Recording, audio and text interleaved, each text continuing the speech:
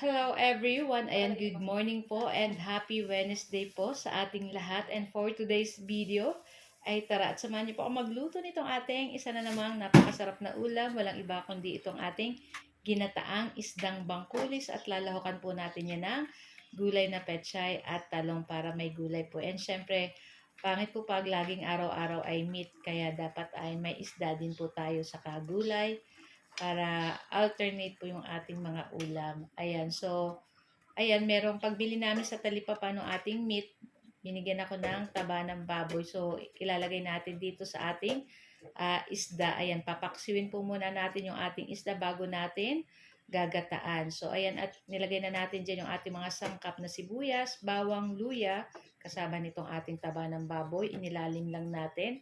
At tapos, isalansa na po natin dyan itong ating bangkulis na isda. So, pina-slice ko na yan guys. At, ayan, so, ilagay na natin sa ibabaw pa yung mga natirang sangkap na luya, sibuyas at bawang. At naglagay na rin po tayo ng pamintang durog at syempre huwag kalimutan ang suka at asin para sa ating pangpalasa. Ayan, tapos naglagay lang tayong konting tubig at lutuin lang po natin iyan sa katamtamang lakas ng apoy. Ayan. So, ang bangkulis po, katulad ng tulingan ay medyo, ang isda po niyan, hindi tulad ng ibang isda na nadudurog pag kahit matagal na pag medyo matagal na natin niluluto. Pero ang bangkulis tulingan po ay medyo ano po ang laman yan, hindi basta-basta na dudurog. Ayan. So, medyo pakati-katihin lang natin yung sabaw po nito. Ayan, at pagkatapos magkati, mawala na yung sabaw, saka po natin ilagay na dyan yung ating mga talong. Ayan, so gumamit lang po tayo dyan ng dalawang pirasong talong at in-slice lang po natin ng ganyan. Pwede po yung slice pa bilog or kung ano po yung gusto nyong slice. At pagkatapos natin ilagay dyan yung ating talong, syempre, ilalagay na rin po natin dyan yung ating mga pechay. Ayan, masarap po itong ating lulutuin. At talagang, pag ganito po ang ulam, ay huwag niyo pong kalimutan magsaing ng marami-rami at tiyak ubos pag ganito yung ulam.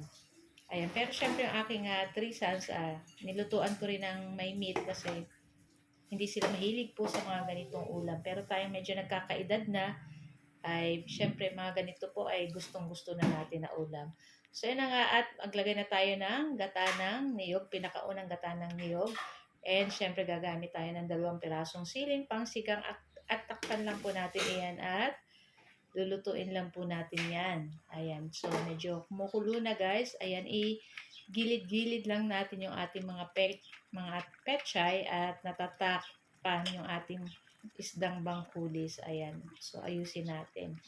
Tapos, ayan, syempre, luto naman na po yung ating isda dyan at yung ating taba ng baboy ay medyo nagmamantika na rin dyan. At nakadagdag pa siyang sarap dito sa ating ginataang bangkulis na isda. Ayan. So, naglagay din pala ako dyan guys ng konting sugar para pang balance at nagdagdag pa ako ng suka kasi gusto ko medyo may asim-asim pa. So guys, and at luto na rin to at ito na po ang ating video for today. Walang iba kundi itong ating ginatang isdang bangkulis with talong at pechay. So guys, thank you for watching. Bye! Ciao!